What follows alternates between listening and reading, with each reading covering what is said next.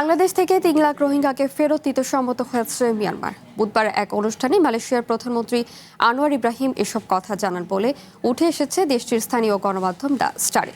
এছাড়াও মালয়েশিয়া থেকে ৫,০০০ রোহিঙ্গাকে ফিরে নেবে নেপিদো, যদিও দাবির সুনির্দিষ্ট তথ্য বা সময়সীমা তুলে ধরেননি এই নেতা।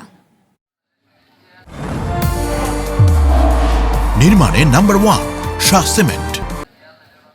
বাংলাদেশ মালয়েশিয়ার মতো দেশগুলো থেকে রোহিঙ্গা শরণার্থীদের ফেরত নিতে সম্মত হয়েছে মিয়ানমার। বুধবার চেন্নাহ অঞ্চলের নির্বাচনী সমাবেশে ভোটারদের উদ্দেশ্যে এক অনুষ্ঠানে এসব কথা জানান মালয়েশিয়ার প্রধানমন্ত্রী আনোয়ার ইব্রাহিম। আনোয়ার ইব্রাহিম জানান, মিয়ানমারের সাথে চুক্তির আওতায় মালয়েশিয়া থেকে ৫,০০০ শরণার্থীকে ফেরত নেওয়া হবে। যুগান্তকারী এই সাফল্যকে নেপিদোর সাথে কুয়ালালামপুরের মজবুত কূটনৈতিক সম্পর্কের প্রতিফলন বলে উল্লেখ করেন তিনি। এছাড়াও প্রত্যাবাসন প্রচেষ্টার আওতায় বাংলাদেশ থেকেও ৩ লাখ রোহিঙ্গাকে ফেরত নিতে মিয়ানমার সম্মত হয়েছে বলে জানান আনোয়ার ইব্রাহিম। এই জন্যই মিয়ানমার সরকারের সাথে কূটনৈতিক সুসম্পর্ক রাখা গুরুত্বপূর্ণ। তারা এখন মালয়েশিয়া থেকে ৫,০০০ ও বাংলাদেশ থেকে ৩ লাখ রোহিঙ্গাকে ফেরত নিতে সম্মত হয়েছে, কারণ আমরা তাদের সাথে সমঝোতা করেছি।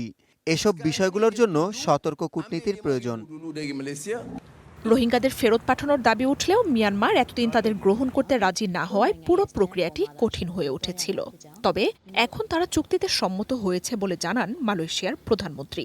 প্রত্যাবাসনের এই চুক্তিকে দীর্ঘদিনের রোহিঙ্গা সংকটের সমাধান এবং মালয়েশিয়ার আইনশৃঙ্খলা পরিস্থিতি বজায় রাখার ক্ষেত্রে প্রথম পদক্ষেপ হিসেবে বর্ণনা করেন তিনি। এ সময় রোহিঙ্গা শরণার্থীদের দ্বারা মালয়েশিয়ায় জনশৃঙ্খলা বিঘ্নিত হওয়া মেনে নেওয়া হবে না বলে সতর্ক করেন আনোয়ার ইব্রাহিম। তাদের বিরুদ্ধে কঠোর আইনি ব্যবস্থা গ্রহণের নির্দেশনাও দেন তিনি। গত এক দশকের বেশি সময় ধরে জাতিগত সহিংসতায় বিধ্বস্ত মিয়ানমার থেকে রোহিঙ্গা শরণার্থীরা বাংলাদেশ সহ মালয়েশিয়া, ইন্দোনেশিয়ার মতো দেশগুলোতে আশ্রয় নিচ্ছে। ২০১৭ সালে জান্তা বাহিনীর গণহত্যায় বাংলাদেশে ৭ লাখের বেশি রোহিঙ্গা শরণার্থী প্রবেশ করে। মার্জিয়া উপমা, ওয়ান ইন্টারন্যাশনাল ডেস্ক।